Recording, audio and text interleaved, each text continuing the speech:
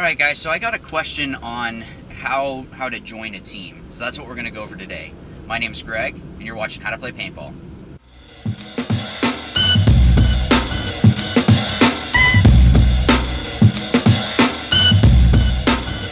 So I know that we had done a video earlier on how to create a team, but let's say that you're in a position that you just want to go ahead and join one. So I just want to give you a couple tips and tricks on what you can do. One of the first things is just go to your local field. See what teams are out there. Just a lot of it is who you know in paintball on what team you'll be able to get on. Once you're first starting out, you just got to play. I mean, really, I wish there was something else that I could say about that, but there really isn't. You just got to go out, play, get your name out there. And talk to people. That would be the second thing, is just go ahead and go and talk with different teams. Go ahead and just try to jump in with different people. See if there's any way that you can maybe jump in on a team practice.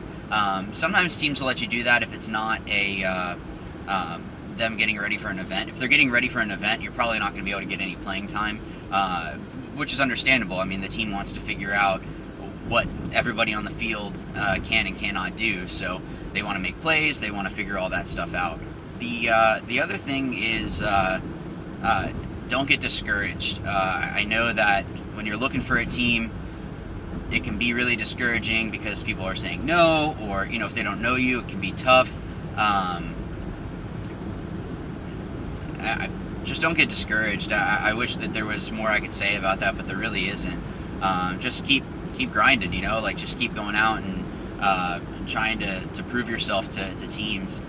The other thing is go on PB Nation, and they have a region section, and you can go into your state and see what teams are around there that are looking for players. I mean, that's really the easiest thing that you can do, is go ahead and look for those tryouts, be able to go out and try out for those teams, be able to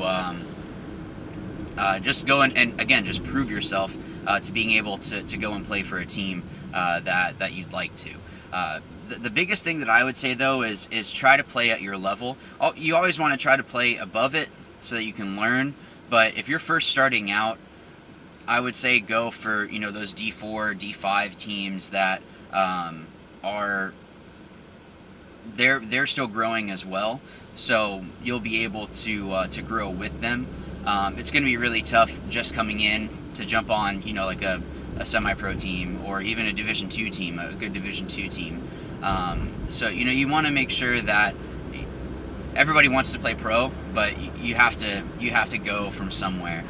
So I know that seems really just simple. I wish that it was a little bit more in depth, but it really isn't. I mean, the main things, like I said, you want to make sure that you're getting your name out there, that you're going out to the field and playing, trying to play with or against teams. Because if you're shooting a bunch of guys on a team, they're probably going to want to talk to you if you go up and ask, hey, do you have an opening? Because they don't want you playing against them. If you can go out, like when I flew out with to try out for Excessive, I had to go out and shoot 2-3 guys a game, and I was able to do that. And that's what kind of set me apart, I think, along with some other things. But that's something that Rich Telford, had even told me. Look, you got to go out and shoot like 2-3 guys a game, and so that's what I was really focused on doing. Again, because they don't want to be playing against you in a tournament. If they can grab you, then it's going to make things a lot easier for them because they don't have to worry about a player like you. But yeah, guys, so it's really not rocket science. Just make sure that you're going out and getting your name out there. Make sure that you're just looking on PB Nation. Make sure that you're playing at the level that you're at. If you can play up a little bit, that's good. And what I mean by that is, let's say you're a D3 player and you want to play D2 so that you can get better.